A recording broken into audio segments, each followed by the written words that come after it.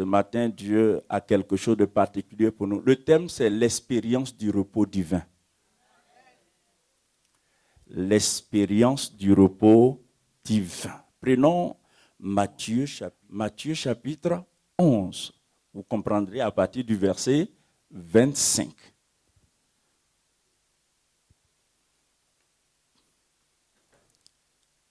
Nous allons lire ce texte jusqu'au verset 30.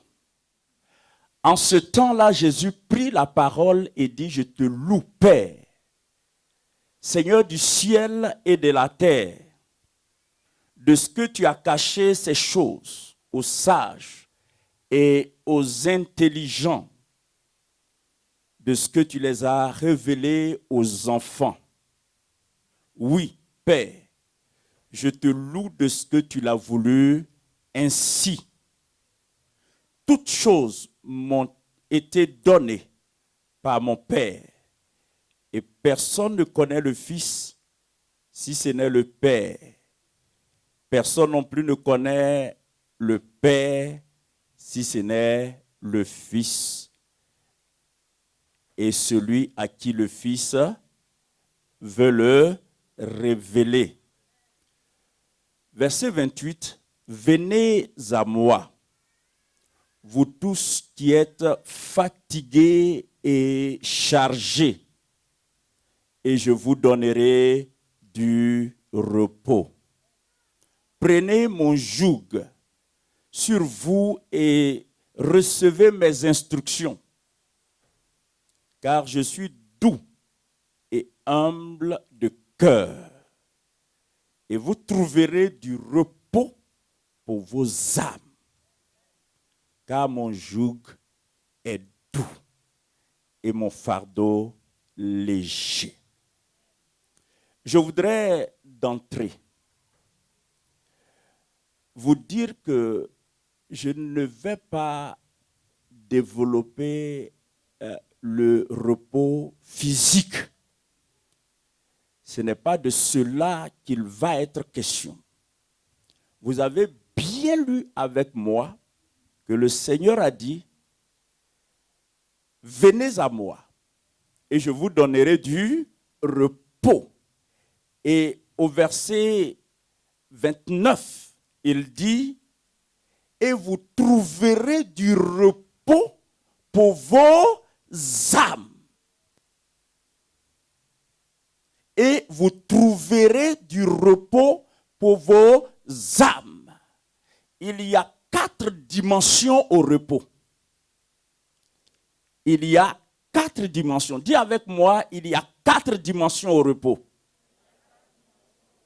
Il y a la dimension physique, donc le repos physique, dont je ne vais pas parler ce matin, et que tout le monde connaît. Quand on travaille, qu'on est fatigué, on a besoin de se reposer. Ce repos s'adresse au corps. Et puis, il y a le repos psychique ou mental. Ce repos couvre les besoins de notre âme. Amen. Et ce repos est absolument important. Il inclut aussi la 3e dimension du repos, qui est le repos spirituel. Donc, premièrement, le repos physique. Deuxièmement, le repos psychique, mental, moral, émotionnel, etc., etc. Troisièmement, le repos spirituel. Et quatrièmement, le repos éternel. Le repos éternel, il est important, mais ce repos nous attend dans l'éternité. Amen. C'est le repos qui est la récompense que Dieu donne à ceux et celles qui ont accepté Jésus comme leur Seigneur et Sauveur. Et une fois que celui ou celle qui est sauvé quitte ce monde pour entrer dans l'éternité, Dieu l'attend avec le repos éternel. C'est pourquoi on dit tantôt qu'il est rentré dans le repos éternel. Amen. Ce n'est pas ce repos-là qui sera notre préoccupation ce matin. Donc, vous comprenez que sur les 4 dimensions du repos, c'est les 2 intermédiaires qui nous intéressent, à savoir le repos psychique et le repos spirituel. Le repos psychique, il est absolument important. Il est d'autant plus important qu'en réalité, aucun repos physique ne peut nous profiter à moins que nous soyons dans l'expérience du repos de notre âme. En d'autres termes, quelle que soit la façon dont tu vas te détendre, quelle que soit la plage, la chèreté ou la propreté ou la spécificité de la plage où tu pourras aller te détendre, cette détente ne te servira à rien si ton âme est troublée. Je vais aller plus loin et pour informer quelqu'un que peu importe ce que tu possèdes, peu importe ce que tu fais, peu importe ce que tu as, rien de ce que tu as ne peut te profiter si tu n'as pas le repos de l'âme. Rien ne peut te profiter. C'est-à-dire, ton argent ne peut pas te profiter. Non, tu peux acheter ce que tu veux, mais tu n'en jouis pas. Le tout n'est pas de posséder quelque chose. Posséder quelque chose n'est utile dans la mesure où nous en profitons. Profiter de quelque chose, ce n'est pas, par exemple, tu as une voiture, profiter de ta voiture, ce n'est pas tant de conduire la voiture, mais que la voiture participe à ton bonheur. Que ton argent participe à ton bonheur. Que ta femme participe à ton bonheur. Que ton mari participe à ton bonheur.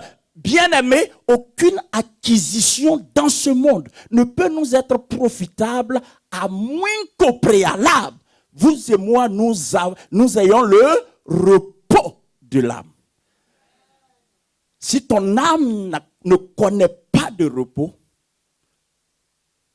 tout devient compliqué. C'est pour cette raison. Quand Jésus commence son ministère, l'appel solennel qu'il adresse à l'humanité, c'est « Venez à moi, vous tous qui êtes fatigués et chargés, et je vous donnerai du repos. » C'est un appel qui résume, premièrement, l'intention de Dieu à notre égard. Deuxièmement, la mission du Seigneur. Et troisièmement, les capacités de Dieu. Ce que Dieu est capable de faire pour nous. Ce matin, Dieu m'a dit quelque chose. Je n'avais jamais pensé à ça auparavant. Dieu m'a dit, va dire à mon peuple que le repos dont il est question est une exclusivité divine. Est-ce que je parle à quelqu'un? Dieu m'a dit, va dire à mon peuple que le repos dont il est question, le repos auquel j'invite l'humanité, est une exclusivité divine. Dis avec moi, exclusivité divine. Oh, est-ce que tu es là ce matin? Dis avec moi, exclusivité divine. Qu'est-ce que cela veut dire? Cela veut dire que ce repos ne peut être donné que par Dieu et par Dieu seul. Aucune manufacture,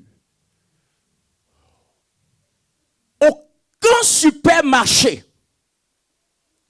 aussi approvisionné soit-il,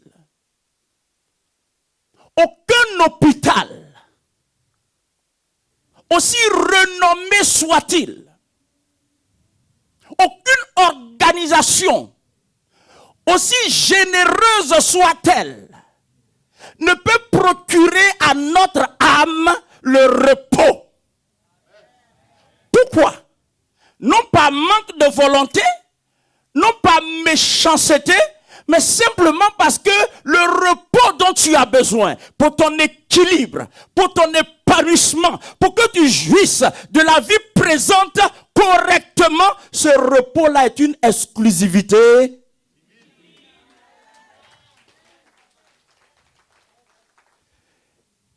Pourquoi est-il important que nous intégrions ce fait?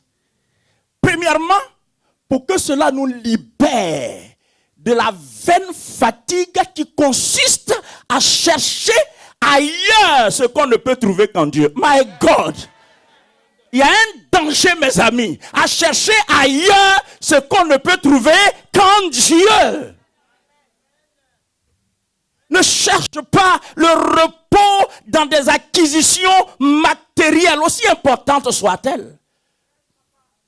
Ne cherche pas le repos dans une quelconque expérience, quelle qu'elle soit. Pourquoi je dis cela? Parce qu'aujourd'hui, les gens sont en quête de repos. C'est sûr de tout le monde. La consommation à outrance des tranquillisants est une démonstration et une preuve incontestable que le monde a besoin de repos. Il n'y a pas de produits pharmaceutiques aussi consommés que les tranquillisants aujourd'hui. Et mes amis, les riches en consomment, les intellectuels en consomment, les grandes personnes de ce monde en consomment. Ils en ont besoin parce qu'ils ne peuvent pas vivre sans ça. L'argent ne suffit pas, les maisons ne suffisent pas, les voitures ne suffisent pas. L'homme a besoin de repos. Mes amis, le premier don que Dieu a fait à l'être humain, après l'avoir créé, c'est le don du repos. Quand Dieu fait don du repos à l'homme, alors que l'homme n'a encore rien fait sur la terre, puisque l'homme a été créé le 6e jour. Et le 7e jour, Dieu introduit l'homme dans son repos. L'homme est créé le 6e jour. Le 7e jour, la Bible dit que Dieu se reposa de ses œuvres. Genèse chapitre 2. Dieu se repose. Pendant que Dieu se repose, l'homme entre dans le repos de Dieu. Ce qui nous amène à dire que l'homme commence son premier jour d'existence sur la terre par le, my God, il commence par le repos. Ça veut dire quoi? Ça veut dire que le repos est important, premièrement pour déployer et mettre en valeur le potentiel que Dieu a mis en toi. Si tu n'as pas l'expérience du repos, ton potentiel ne sert à... Ton efficacité dépend de ton expérience du repos. Oh, si quelqu'un a compris ça, il va dire Amen. Ta productivité dépend de ton expérience du repos. Le déploiement et la mise en valeur de ce que Dieu a mis en toi est proportionnel à ton expérience du repos. Celui qui a fait l'expérience du repos est productif, il est efficace, il est compétent et son rendement est meilleur.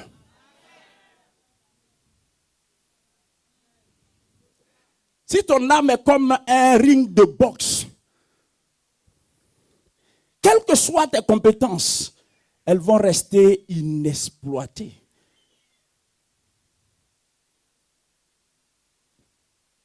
Je disais tantôt que il y a des expressions qui n'existaient pas dans notre vocabulaire, mais qu'aujourd'hui nous sommes obligés d'adopter. Des expressions comme le burn-out.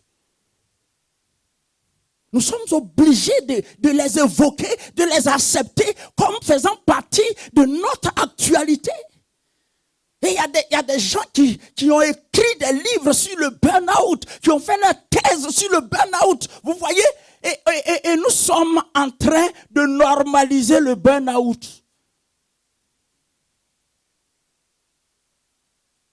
Sans évoquer tout ce que le burn-out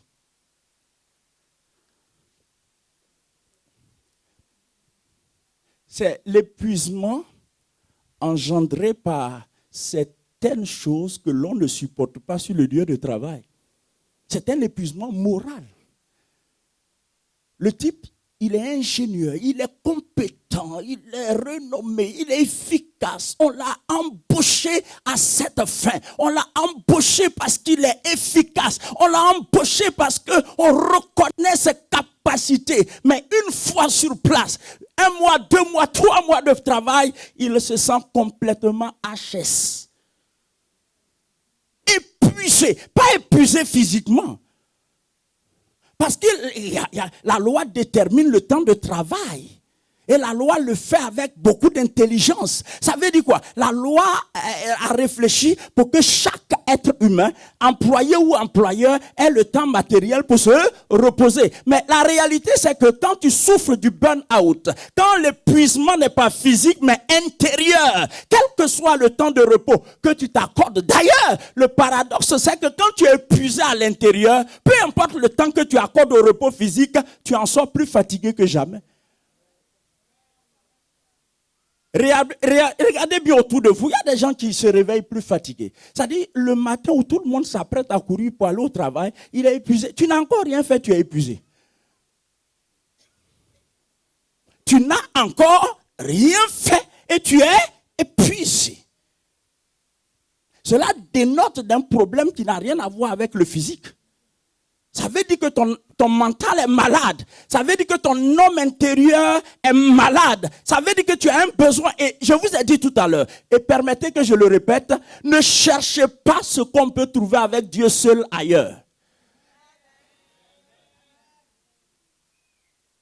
Pour n'avoir pas compris cela, les gens sont allés vers la drogue. Or, la drogue n'apporte aucune solution. En fait, la drogue crée une sensation d'évasion. Les gens pensent que le repos se trouve dans l'évasion. Il faut que je m'évade un peu. Ça consiste en quoi? C'est une tromperie grave. Parce qu'après, le type, il prend la drogue le détache de l'actualité. C'est-à-dire, il rentre par l'effet de la drogue, il rentre dans un état second qui le soustrait de la réalité, de l'actualité. Vous comprenez? Et puis, il pense que ses problèmes sont résolus. Sauf que l'effet de la drogue est limité. Donc, il y a quelqu'un il y a une seule personne qui me comprend ici, là.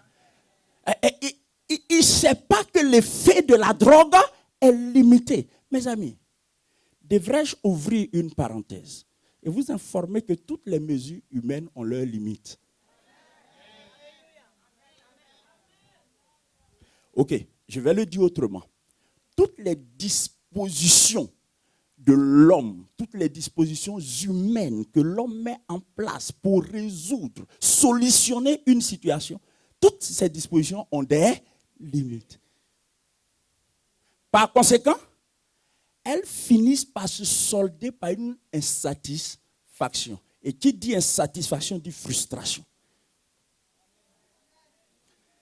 C'est-à-dire que quand je suis insatisfait, le résultat immédiat, c'est que je suis frustré. C'est ainsi que nous sommes tous malades de frustration. On fait l'effort de bien paraître. Heureusement, le physique est une enveloppe qu'on peut traiter et embellir. Mais jusqu'à quand? Jusqu'à quand? Tu vois, le physique veut bien paraître. Le physique nous aide à donner une bonne impression de nous-mêmes. Mais après, le physique peut constituer un mur entre ce que nous sommes réellement, ce que nous endurons et ce que les autres voient. Donc le physique peut servir de mur pour nous cloisonner. Mais c'est aux yeux des autres, mais pas à tes propres yeux.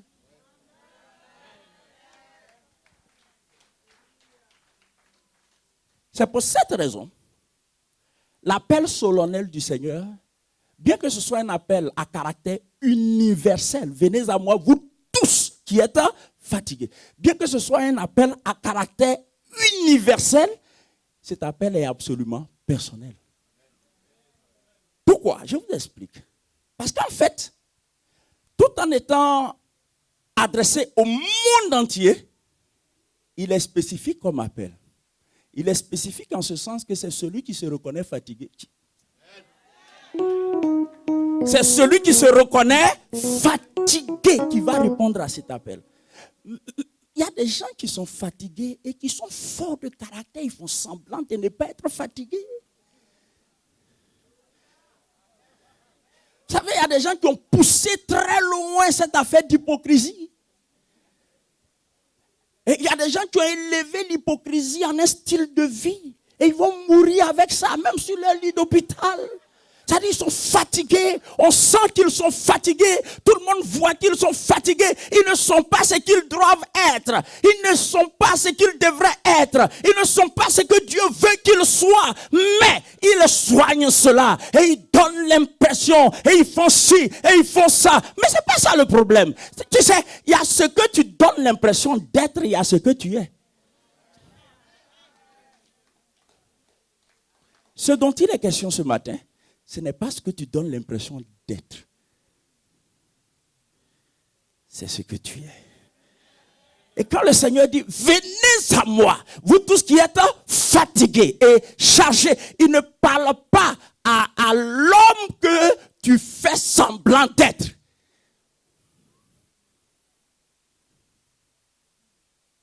Il ne parle pas à la femme fabriquée. Il ne parle pas à la femme fictive. Parce qu'il y a des gens qui ont une double dimension. Leur dimension fictive, c'est-à-dire fabriquée, inventée de toutes pièces. Et chaque matin, il y en a qui, quand ils sortent ou quand elles sortent de leur douche, et ils sont en train de s'habiller, vous savez, ne vous sentez pas insulté. Mais c'est juste le besoin de communiquer quelque chose. Donc, pour le besoin de la pédagogie, je voudrais vous expliquer quelque chose. Vous savez, le monde, pas vous, le monde, le système dans lequel nous vivons est une grande usine. Nous sommes dans un vaste laboratoire d'Hollywood. Le monde fait de nous des acteurs. Vous savez quoi? Toutes ces histoires de fond de teint, fards, perruque, restez tranquille, restez tranquille. Restez tranquille. Je ne suis pas en train de décrier ça. Non.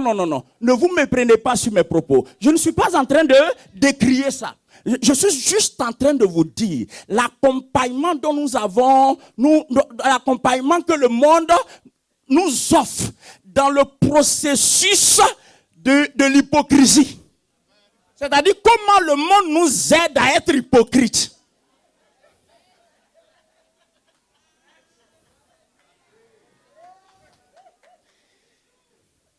À quoi sert un fond de teint? La finalité du fond de teint, c'est le camouflage.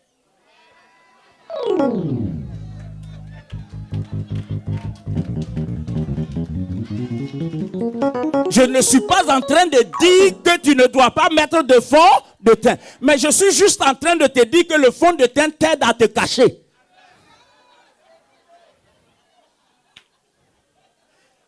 En fait, le fond de teint aide à promouvoir la femme fictive que tu es en train de créer. L'homme fictif que tu es en train de créer. Et la parole de Dieu, l'évangile veut libérer l'homme réel que tu es.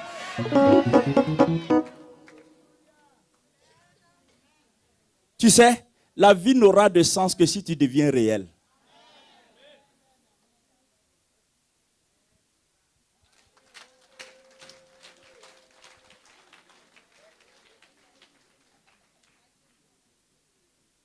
Il y a eu une petite vidéo qui a été partagée sur les réseaux sociaux. J'ai vu ça et j'étais ahuri. J'étais complètement tétanisé. Je ne pouvais pas imaginer l'aptitude humaine à se cacher. À ce niveau-là. Un homme qui s'est habillé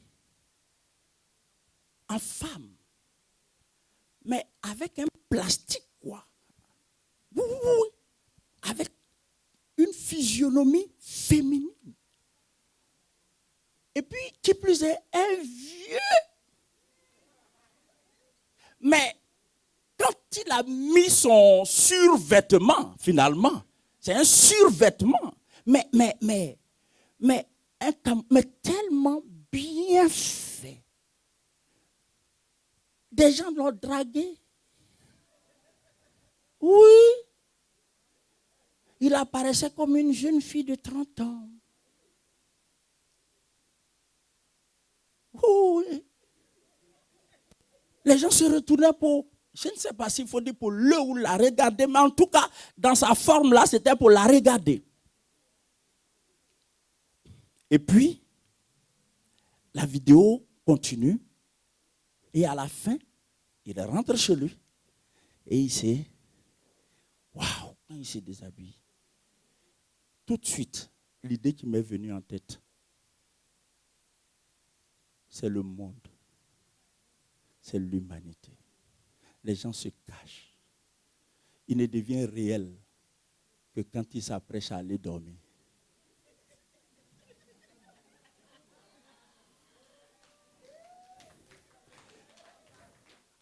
Tu peux te camoufler de quelque manière que ce soit, mais dans ta douche, tu es réel.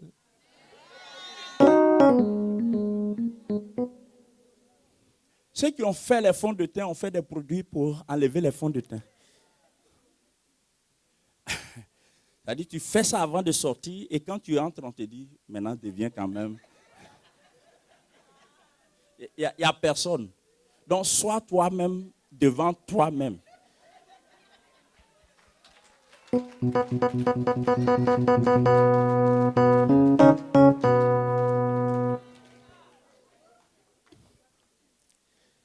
Est-ce que vous savez qu'avec les fonds de teint, on peut diminuer notre âge? Ah, ceux qui savent le faire. Si. Te maquillent d'une façon que tous ceux qui te voient soustraient 10 ans de ton âge.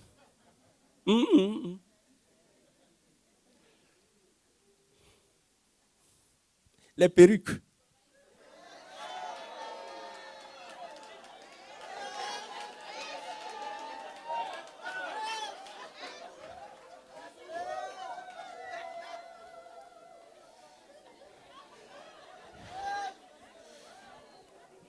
Il y a un homme qui est tombé littéralement amoureux d'une femme. Il a tellement aimé qu'il a désiré l'épouser. Comme c'est des païens. Donc après, il fallait quand même passer du temps avec elle. Et comme je le disais tantôt, tu peux être fictif dehors. C'est-à-dire, la personne inventée se promène partout, voyage. Mais sur le chemin de retour, la fiction prend fin et la réalité reprend la place. Et donc, ce monsieur s'est retrouvé avec cette femme qu'il aime. Et la femme entre dans la salle de bain, le lieu de vérité. Elle enlève. En fait, quand elle a enlevé, il se trouve que j'ai plus de cheveux qu'elle. Vous imaginez une femme qui, comparée à moi, j'ai trop de cheveux. En fait, ce n'était pas juste parce qu'elle s'était rasée, mais c'était une vraie calvitie qui s'était imposée à elle et qui n'a pas trouvé de solution. Elle a corrigé ça. Je ne dis pas qu'elle doit sortir avec la tête là.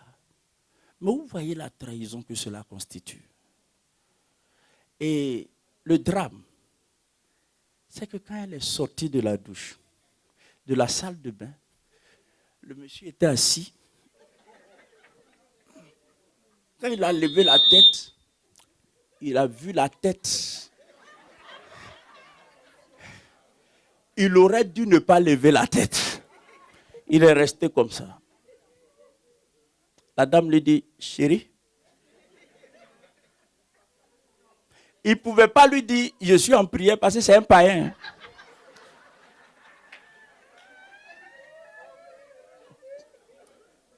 J'imagine que ce fut la nuit la plus longue de ce monsieur.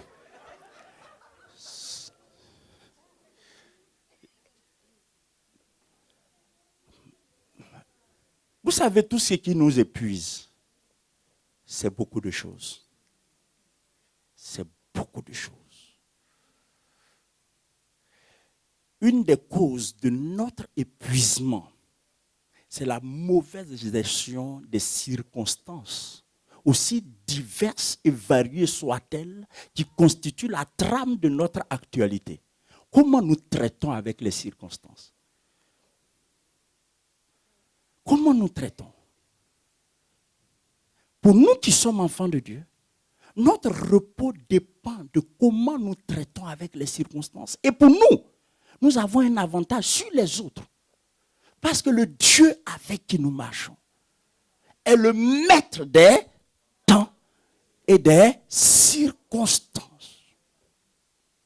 Donc, notre expérience du repos dépend de notre capacité à impliquer Dieu dans nos circonstances.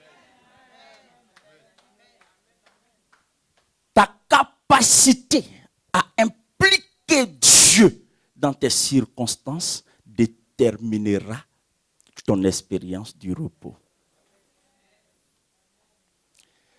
Soit tu n'as pas compris et tu n'as pas dit un bon amen, soit tu as compris et tu es en train de méditer, je préfère penser à ça. Mais je répète que ton expérience du repos est proportionnelle à la façon, à ta capacité ou à ton aptitude à impliquer Dieu dans ton actualité. Plus Dieu est impliqué dans ton actualité par une démarche consciente, intelligente, reposant sur la foi, plus tu es au repos. Regardez, Israël devant la mer Rouge, gardez le silence. Moi, Dieu, je m'en occupe. Dis au peuple de garder le silence. Tu ne peux pas garder le silence quand tu n'as pas d'appui. Tu ne peux pas garder le silence quand tu n'as pas d'appui. Si tu gardes le silence devant des situations complexes, c'est que soit tu es irresponsable, tu es démissionnaire ou tu es quelqu'un de fou.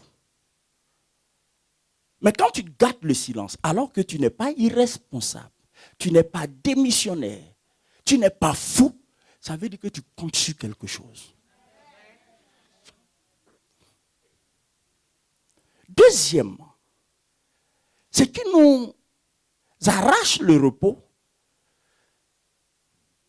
nos besoins. Je distingue nos besoins de nos circonstances. Parce que les circonstances ne sont pas des besoins. Maintenant, nos besoins ne sont pas des problèmes. Malheureusement, nous voyons dans nos besoins des problèmes. À partir de l'instant où un besoin devient un problème, ça devient compliqué. Un besoin n'est pas un problème. Un besoin est un besoin, un problème est un problème.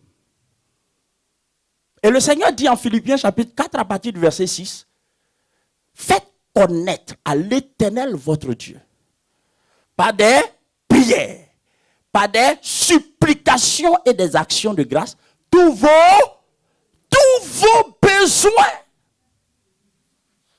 On a des frères, des sœurs, et moi-même qui suis en train de vous parler, on a fait des expériences. Il y a une maman qui est ici qui m'a rendu un témoignage. Un jour, la famille n'avait absolument rien. Et les enfants vont lui demander, mais maman, on mange quoi? Elle dit, une chose est sûre, le Seigneur va pouvoir. Comment il va pouvoir? Je ne sais pas, mais il va pouvoir. Ça, c'est une maman qui connaît le Seigneur et qui a fait le choix de la foi en Dieu plutôt que de l'inquiétude. C'est un choix. C'est un choix. Tu es face à un besoin, il y a des options qui s'offrent à toi. L'option de l'angoisse, des soucis, de l'inquiétude ou l'option de la foi. En fait, il y a des choses qui ne cohabitent pas. Tu ne peux pas avoir la foi et t'inquiéter. La foi exclut l'inquiétude, l'inquiétude exclut la foi. Les deux ne sont pas faites pour être ensemble. Est-ce que je parle à quelqu'un? Tu vois, chaque fois que tu dis tu crois alors que tu es inquiet, vérifie bien si c'est Enfin, tu peux être en train de croire, mais est-ce que c'est en Dieu que tu crois? Parce que tu peux croire et être inquiet. C'est possible. Autant pour moi, c'est possible. À condition que ce ne soit pas en Dieu que tu crois. Et si tu crois en toi, tu as raison d'être inquiet. Toi, c'est qui?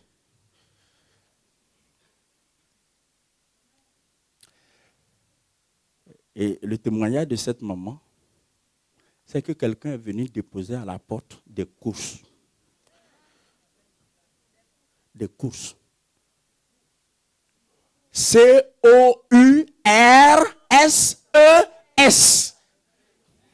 Des courses.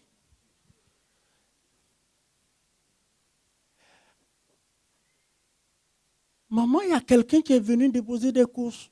La personne est partie. La personne est partie. Dites-moi tout ce que vous voulez dire, mais je crois que c'est un ange que Dieu a envoyé. Parce qu'en réalité, quand quelqu'un compte sur Dieu, je voudrais vous dire quelque chose. La foi ne te décevra. J'ajoute, la foi en Dieu ne te décevra jamais. Parce que Dieu n'est jamais débiteur de quelqu'un qui lui fait confiance.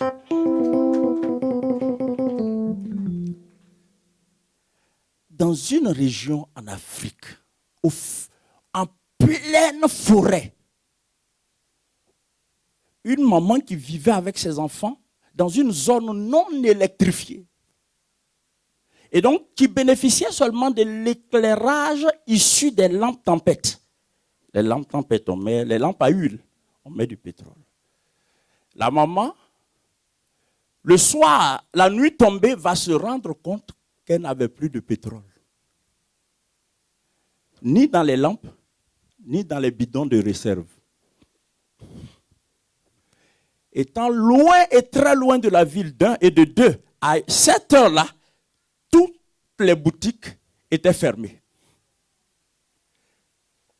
Heureusement pour elle, elle connaissait le Seigneur. Vous savez ce qu'elle a fait, cette femme? Et je précise que c'est une femme qui ne savait ni lire ni écrire. Les seules occasions pour elle d'entendre la parole de Dieu, c'est soit quand quelqu'un la lisait ou quand elle écoutait une prédication. Mais ces deux modes de contact qu'elle avait avec la parole de Dieu ont été largement suffisantes pour elle de développer une foi conséquente et significative. Mes amis, la Bible dit que la foi vient de ce qu'on entend, et ce qu'on entend vient de la parole de Dieu. J'ouvre une parenthèse pour informer quelqu'un qui se rend prétentieux maladivement. Écoutez-moi très bien. Tu ne peux pas inventer ta foi. Tu ne peux pas dire devant une situation, ah, il faut que j'ai la foi. La foi ne se décrète pas. La foi est une disposition de cœur qui se bâtit au fil du temps.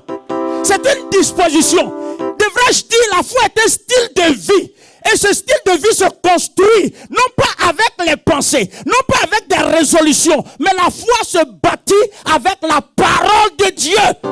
Si tu ne t'habitues pas à la parole de Dieu, dis au revoir à la foi. La foi en Dieu vient de ce qu'on entend. Et cette femme, face à cette situation,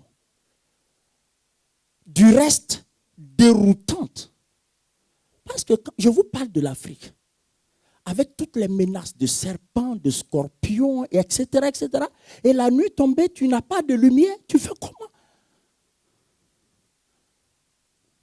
Les enfants étaient désespérés. Et c'est maman qui se lève. Elle prend la plus grosse lampe. Et puis, elle lève la lampe. Et puis elle dit, Seigneur, un jour, ton serviteur prêchant a dit qu'une femme manquait d'huile. Et tu as fait le miracle. Ta parole dit que tu n'as pas changé.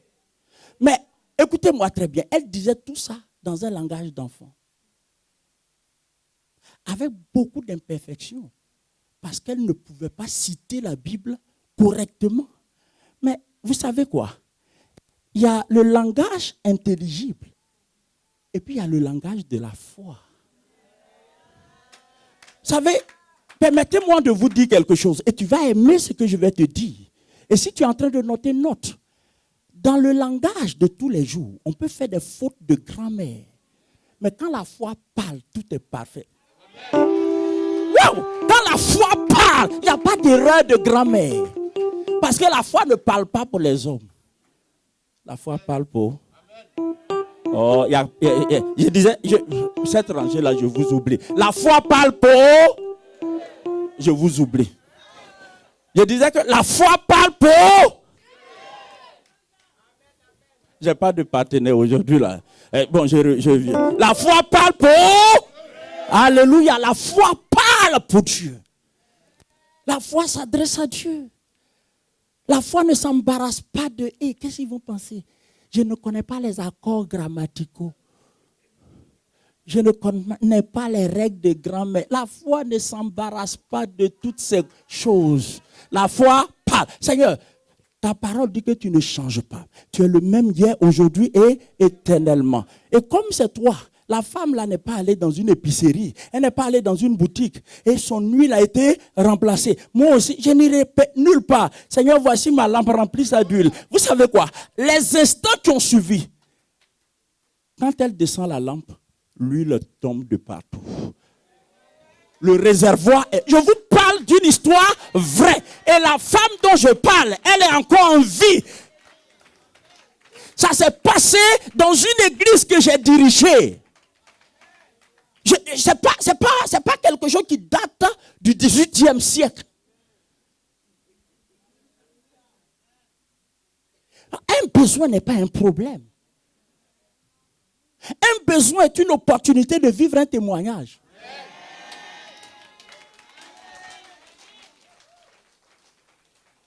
Tu sais, celui qui est assis à côté de toi n'a rien entendu à ce que j'ai dit. Il faut lui répéter ça de ma part.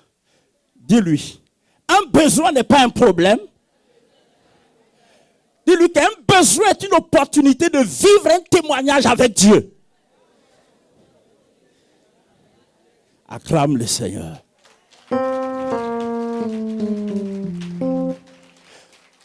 Une autre chose qui perturbe nos âmes et qui nous arrache le repos, ce sont nos faiblesses. Nos faiblesses. On a beaucoup de faiblesses. Quelquefois, on veut faire le bien, on réalise que c'est le mal qu'on a fait. Et puis, on réalise jusqu'à quel degré nous sommes corrompus à l'intérieur de nous-mêmes. Non, je veux parler des gens qui sont sincères avec eux-mêmes. Je veux parler des gens qui ont un regard objectif sur eux-mêmes. Je ne parle pas des gens qui vivent de la fiction. Quand on est sincère avec soi-même, on n'a pas besoin que l'autre vienne nous informer de nos faiblesses. On les découvre soi-même. Et on tombe d'accord avec cet homme qui disait « misérable que je suis, qui me délivrera ».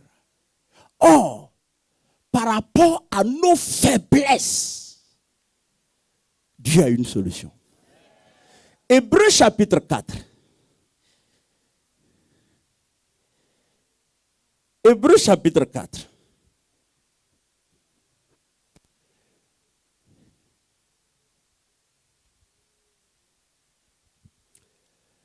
Il dit, à partir du verset 10, Hébreux 4, 10. N'oubliez pas, je vous ai annoncé que je suis venu avec des bénédictions pour vous. Et je veux croire qu'au fur et à mesure que nous avançons, il y a des gens qui sont en train de glaner leur bénédiction, qui est en train d'être béni. La bénédiction n'est pas dans le toucher. La bénédiction est dans ce que la parole de Dieu te procure.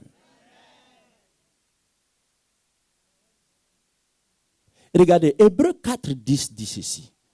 Car celui qui entre dans le repos de Dieu se repose de ses œuvres. Comme Dieu s'est reposé des siennes.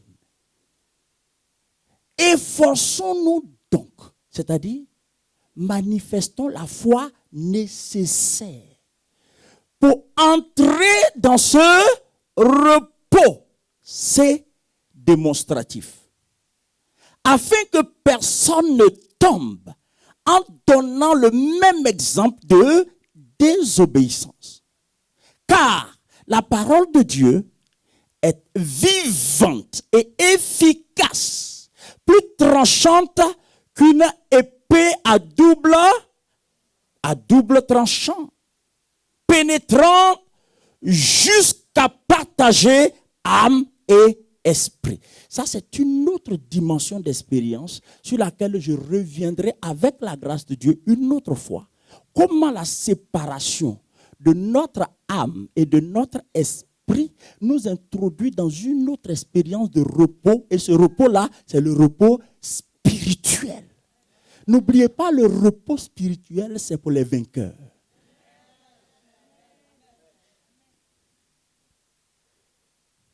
Amen. C'est une dimension. Mais pour question de temps, je ne peux pas évoquer ça. On continue. Verset 13. Nulle créature n'est cachée devant lui. Ça veut dire quoi? Il sait qui tu es. Il sait qui je suis. Gardons-nous de paraître autre chose que ce que nous sommes devant Dieu. Gardons-nous. Le Seigneur nous montre un tableau. Et dans ce tableau, il y a un publicain qui est en train de prier et un pharisien. Les pharisiens étaient des gens qui se prenaient pour des super spirituels. Des gens super saints, à côté desquels tout le reste c'est de la souillure. Et un jour, ce Philistin s'est retrouvé dans la synagogue en train de prier. Et il y avait un publicain de l'autre côté. Dans le même temple. Et pendant que le publicain se mortifiait, se tapait la poitrine, s'humiliait devant Dieu, le pharisien, entendant ses prières, ses propos, dit à Dieu, Seigneur, je te remercie de ce que je ne suis pas comme lui. Il est trop mauvais. Il est pourri de la tête aux pieds. Et puis il dit au Seigneur, moi tu vois Seigneur, je jeûne. Je fais des aumônes. Je fais ci, je fais ça. Et la Bible dit, Dieu n'a eu aucun regard favorable pour ce pharisien. Par contre, Dieu a accueilli favorablement. Vous savez, quand tu fais face à tes faiblesses avec objectivité, cela t'amène à l'humilité.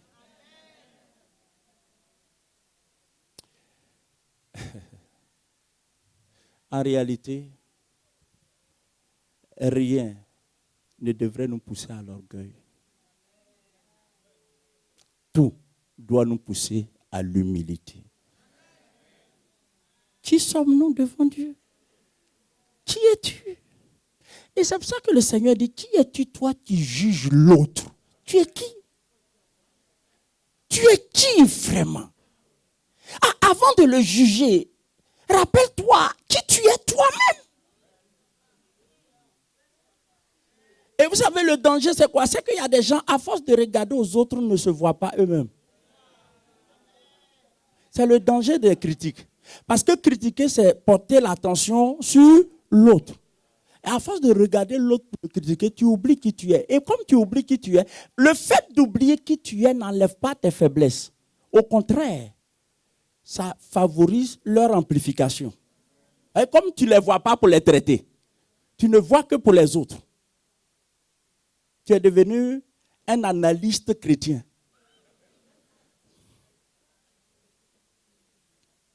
Regardez. Alors il dit, nul n'est caché. Il connaît tout le monde. Tout est nu et à découvert aux yeux de celui à qui nous devons rendre compte. Continuons. Ainsi, puisque nous avons un grand souverain sacrificateur qui a traversé les cieux. Je parle de nos faiblesses et de leurs solutions. La solution ne se trouve pas en toi. La solution se trouve en Dieu. Un grand souverain qui a traversé les cieux. Jésus, le Fils de Dieu. Demeurons fermes dans la foi que nous professons. Demeurons fermes. Oh, j'aurais aimé développer ça. Mais demeurons fermes, ça veut dire ne te laisse pas ébranler. Demeurer ferme, ça veut dire ne chancelle pas. Tiens ferme, tu crois. Tiens ferme. Pourquoi Dieu dit ça? Parce que nos faiblesses sont tellement réelles et têtues que si nous ne veillons pas, elles vont nous déstabiliser.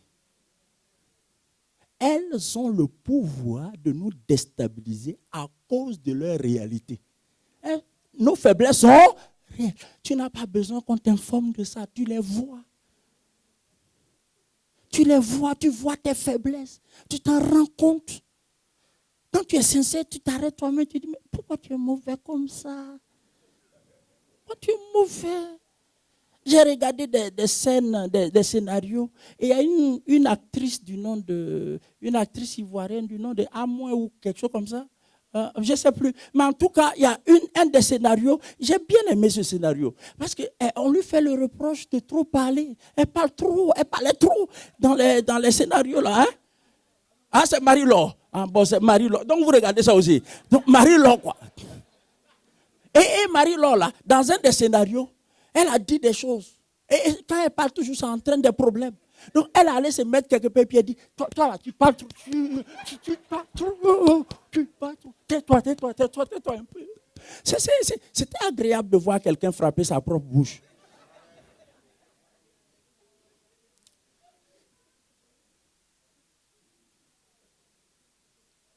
Et vous voyez quoi? Nos faiblesses sont réelles. On n'a pas besoin qu'on nous prête des loupes pour les réaliser, pour les découvrir, pour en prendre conscience. Et la Bible dit, nous avons un souverain sacrificateur, premièrement, qui a traversé les cieux, et c'est Jésus. Donc, demeurons fermes dans la foi que nous professons. La suite dit quoi? Car nous n'avons pas un souverain sacrificateur qui ne puisse compatir à quoi? À nos... C'est de ça qu'il s'agit là. À nos faiblesses. Compatir. Compatir. Compatir, c'est pâtir avec. Pâtir, c'est souffrir. Pâtir, c'est manifester de la patience. Donc, le souverain sacrificateur qui compatit, c'est le souverain sacrificateur qui nous témoigne de la patience. La Bible dit que Dieu est riche en bonté et lent à la colère. Heureusement. Oh. Ouf. Oh. Et s'il était impulsif? Vous savez quoi? Si Dieu était impulsif, je ne serais même pas là en train de vous prêcher. Il y a longtemps, on m'aurait enterré. Mais quand je dis ça, je pense à toi aussi. Hein?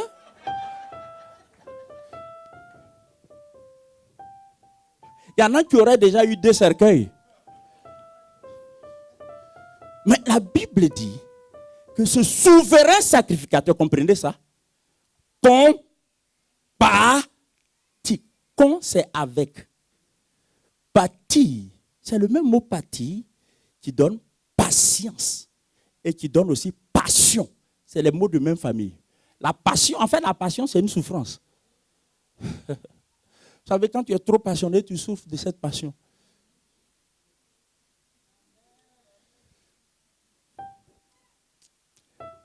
Il compatit à quoi? À nos. Pourquoi? Parce que lui-même, il a été tenté en toutes choses. Mais il a eu la victoire. Mais parce qu'il a été tenté en toutes choses, il connaît la laideur et la férocité des luttes que nous menons. Il a mené cette lutte. À notre différence, il a eu la victoire. Maintenant, nous, ce qu'il nous demande de faire, c'est de mettre notre foi dans sa victoire. C'est pas grave si tu n'as pas compris. Plus tard, tu comprendras. On continue. En toute chose, sans commettre de péché. Et j'aime ça. J'aime ce qui est là. Vous voyez, il n'est pas dit approchons-nous. Mais il est dit approchons-nous donc. Cette conjonction, donc, hein, vous suivez? Cette conjonction, donc, est une conjonction conclusive. C'est-à-dire une conjonction qu'on n'utilise que quand on veut conclure une pensée, que ce soit partiellement ou définitivement.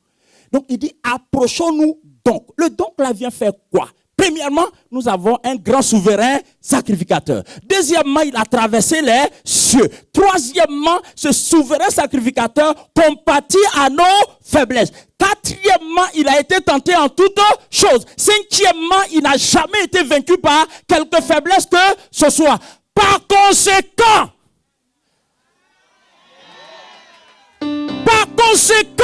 approchons-nous avec assurance.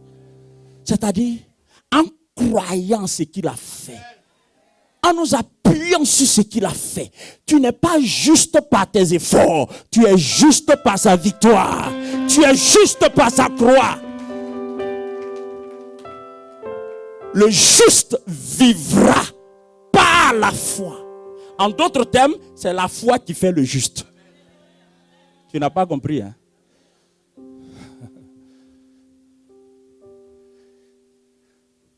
Vous savez, il n'y a rien de plus compliqué que d'être à la poursuite de la justice avec tes propres ressources. La pourriture ne peut pas se convertir en justice. La pourriture ne peut accepter que l'imputation de la justice. Vous n'avez pas compris. C'est une chose. Quand on t'impute quelque chose, tu l'acceptes. Et quand on t'impute quelque chose, tu ne l'as pas acquis.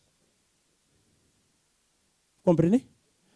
Tu ne peux pas acquérir ce que tu ne peux avoir que par imputation. Oh, bon, je pense que le français est un peu plus haut. Je vais le réduire. Tu ne peux pas acquérir ce que tu ne peux obtenir que par procuration. Procuration, tu comprends, parce que tu as un compte. Il y a des choses qu'on a par procuration. Pas par nos actions, mais par sa procuration. Approchons-nous donc avec assurance du trône de la grâce, afin d'obtenir quoi? Miséricorde et de trouver grâce pour être secouru dans nos besoins. Continuons. Ou c'est la fin? C'est la fin. Ah ben c'est une bonne fin. Approchons-nous donc avec assurance du trône de la grâce, afin d'obtenir miséricorde et de trouver. Donc, pour traiter avec tes faiblesses, si tu ne t'appuies pas sur le souverain sacrificateur, tu vas te lever dans le trouble, aller au travail dans le trouble, faire toute la journée dans le trouble, revenir à la maison dans le trouble, dormir troublé. Tu te réveilles troublé. Troublé par quoi? Pas parce que les gens sont mauvais autour de toi, mais troublé par le fait que tu es hanté par tes propres faiblesses. Jusqu'à quand ça va durer? Trouve ton repos dans ce que le souverain sacrificateur a accompli. Et demeure ferme.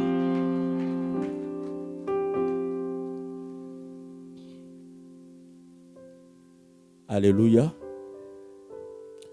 Autre chose qui nous fatigue et qui hypothèque notre expérience du repos, fait que le repos est loin de nous. La première chose, c'est quoi? Les circonstances. Deuxième chose, les besoins.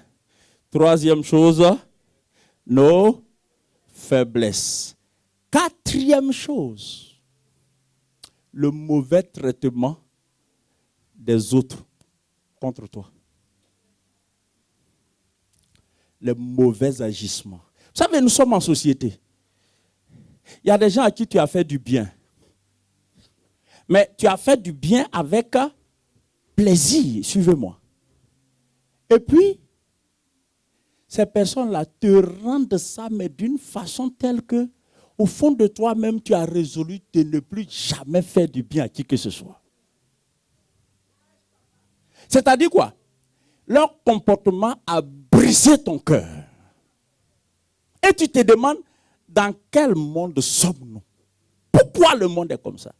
Pourquoi les gens sont comme ça? Pourquoi les gens agissent de la sorte? Il y a des gens aussi, ils ne te connaissent ni d'Adam, ni d'Ève. Mais quand ils te voient, ils te boudent. C'est-à-dire, tu es victime de leur bouderie. Et tu te demandes, je leur ai fait quoi? Vous suivez? Et puis il y a des gens, on ne sait pas s'ils ont été payés pour. Ils te malmènent sérieusement. Ils te critiquent jusqu'à ce que les critiques parviennent à toi. Ils te calomnient. Ils disent des saletés sur toi. Vrai ou faux? Ils disent. C'est comme si on les paye pour salir ton nom. Vrai ou faux? Mais c'est comme si on les paye pour salir ton nom. Et face à tout ça, tu te demandes, mais c'est quoi tout ça? Il y a des gens, vous savez, ça les trouble tellement qu'ils s'enferment à double tour. Ils font comme les escargots en période de sécheresse. Les escargots que vous mangez là n'ont pas le même comportement en saison de pluie comme en période de sécheresse. En période de sécheresse, pour ne pas que l'escargot meure, l'escargot entre dans sa coquille et crée une substance qui se solidifie en surface pour le protéger jusqu'à ce que la saison des pluies arrive. Et il y a des gens qui se sont emmurés. Il y a des gens qui se sont enfermés.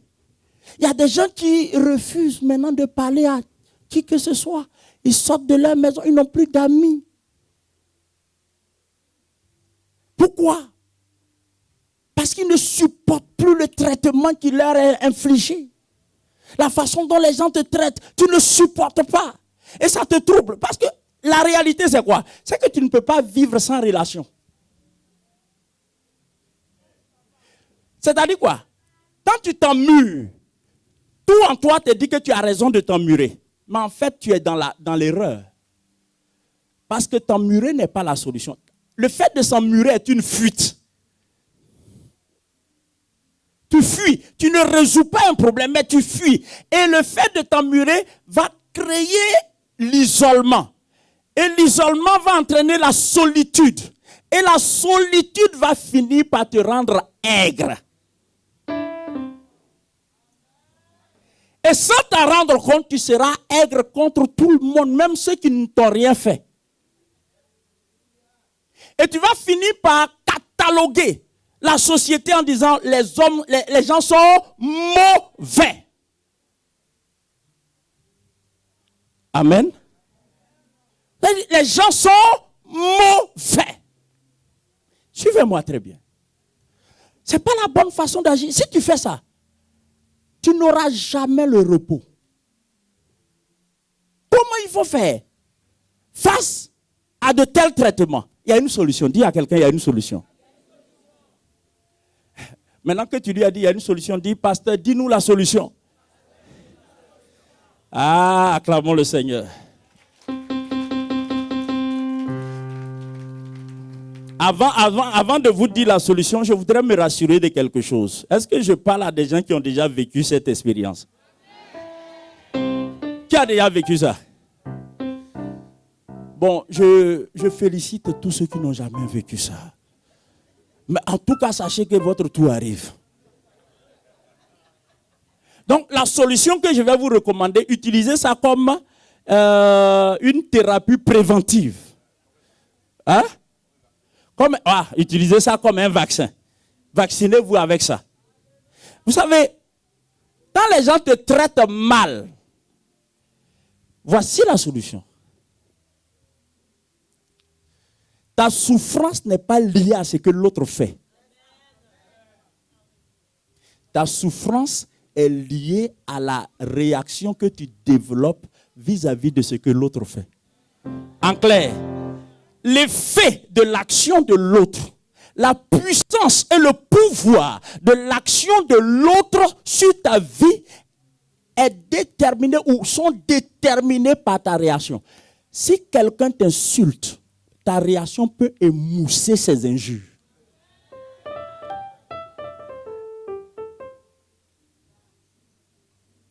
Les gens étaient en train de lapider Étienne. Actes chapitre 7. Sous le coup des pieds. D'ailleurs, il en est mort. Il en est mort. Mais vous savez, avant de mourir, le peu d'énergie qui lui restait, il a rassemblé cette énergie et il a fait une déclaration. Il a dit, Père, ne leur impute pas ce péché. En d'autres termes, il ne faut pas les condamner parce qu'ils me lapident. Je t'en supplie. Quand quelqu'un arrive à un niveau de maturité où il peut prier pour ses persécuteurs, ça veut dire quoi? Ses persécuteurs ne troublent pas son repos. La plupart d'entre nous sont malades. La plupart d'entre nous sont souffrants. Parce que les gens sont méchants. Non.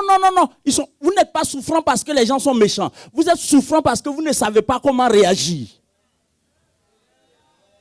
Tu sais quoi? Écoute-moi très bien.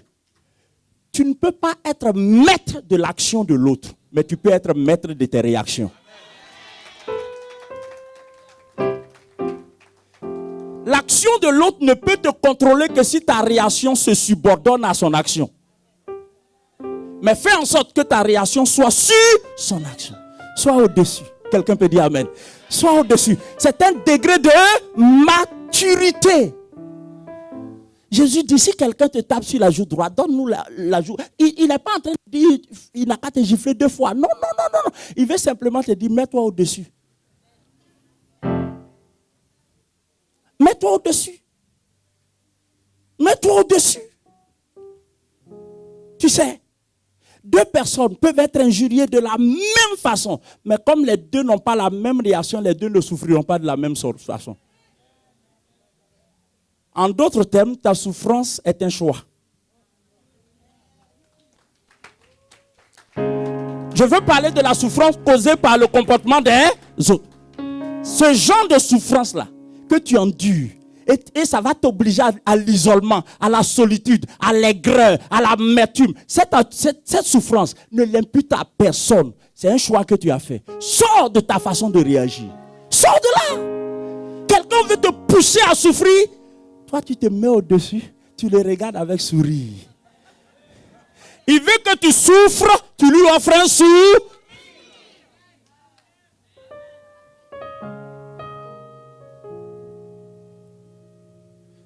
Amen.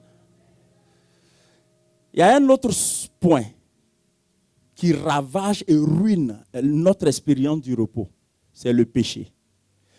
Je fais une distinction entre nos faiblesses et les péchés. Les péchés sont des actes. La faiblesse fait partie de notre nature. En fait, nos péchés sont la manifestation de la faiblesse. Alors, quand tu as péché, qui a déjà péché une fois dans sa vie depuis qu'il est devenu chrétien?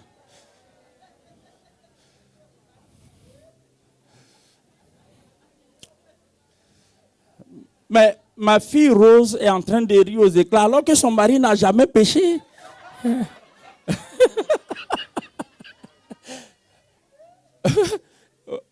Rose, il a une fois péché.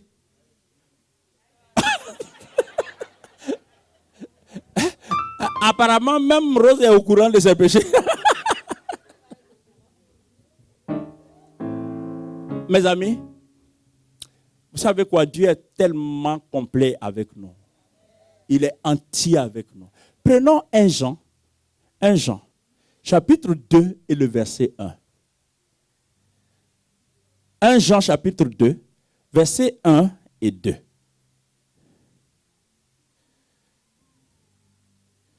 Dieu est en train de délivrer quelqu'un ce matin. Dieu est en train de bénir quelqu'un ce matin. Waouh! 1 Jean chapitre 2 et le verset 1 et 2. Je lis.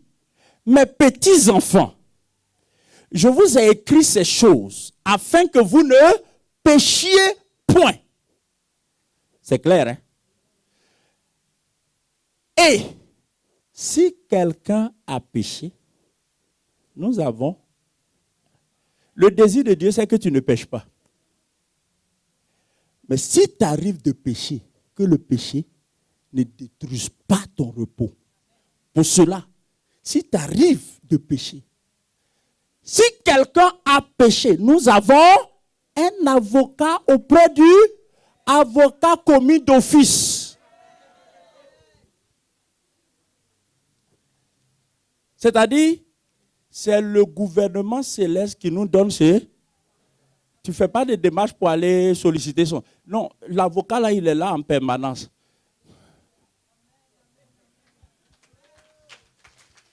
Non, ne vous sentez pas obligé d'acclamer, mais tous ceux qui savent l'importance de cet avocat pour leur vie, acclamez le Seigneur.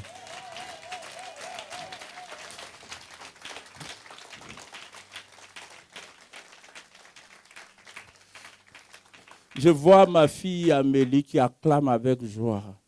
Parce qu'elle sait que si l'avocat là n'était pas là, ce serait compliqué.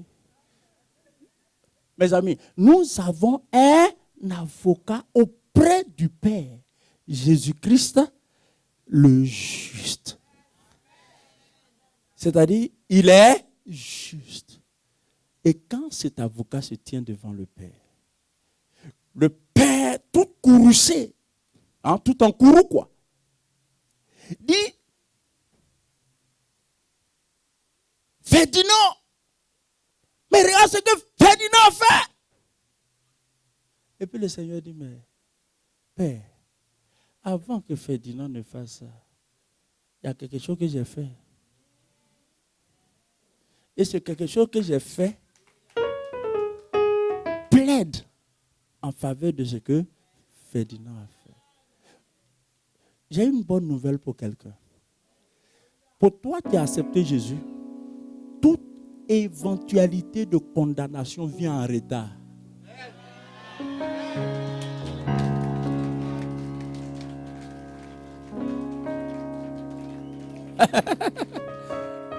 Hein? Tu as accepté Jésus?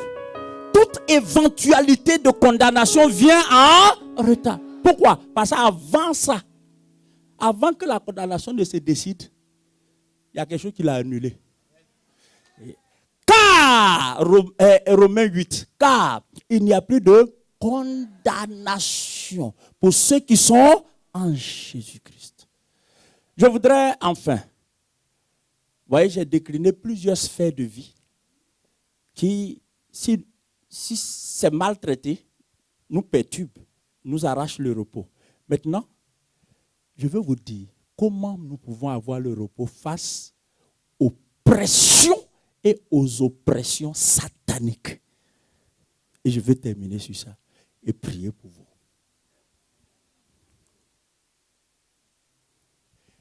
Pression et oppression. Il n'y a rien d'aussi perturbateur comme les pressions et les oppressions sataniques. Vous savez, là, nous sommes tous là comme ça, on acclame, on chante, on loue, mais il y en a qui viennent de loin ce matin. Quel que soit le degré du harcèlement, de l'oppression et de la pression que le diable exerce sur ta vie, je t'informe, il y a une solution. Philippiens chapitre 2. Et je vais terminer sur ça.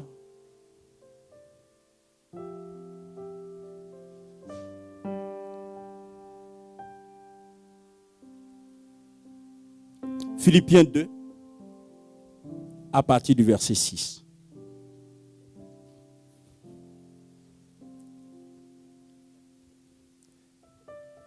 lequel, existant en forme de Dieu, n'a point regardé comme une proie à arracher d'être égal avec Dieu. La suite. Et mais s'est dépouillé lui-même. C'est bien ça, hein? S'est dépouillé lui-même en prenant une forme de serviteur, en devenant semblable aux hommes et ayant paru comme un simple homme, il s'est humilié lui-même, se rendant obéissant jusqu'à la mort, même jusqu'à la mort de la croix. La suite. C'est pourquoi, dis avec moi, c'est pourquoi. Aussi Dieu l'a souverainement élevé. Il s'agit de Jésus. Dieu l'a souverainement élevé et lui a donné le nom qui est au-dessus de... Le nom qui est au-dessus de tout nom. Dis avec moi, le nom qui est au-dessus de tout nom. Afin qu'au nom de Jésus, tout genou fléchisse dans les cieux, sur la terre et sous la terre. Et que toute langue confesse que Jésus-Christ est Seigneur. Face à la pression, tu ne peux pas dormir oppressé, te réveiller oppressé et espérer une âme reposée, une âme en repos. C'est pas possible. Le diable ne te laissera point de repos ce matin. Je suis là avec le nom qui est au-dessus de tout nom. Je suis là avec le nom devant lequel tout genou fléchit. Je suis là et mes amis, ce n'est pas un slogan. La Bible dit, comme il s'est dépouillé de tout, il a accepté de s'humilier, il a accepté de payer le prix. Aussi, Dieu l'a souverainement élevé, afin qu'au nom de Jésus, tout genou fléchisse et toute langue confesse. Ce matin, je voudrais que tu te tiennes debout.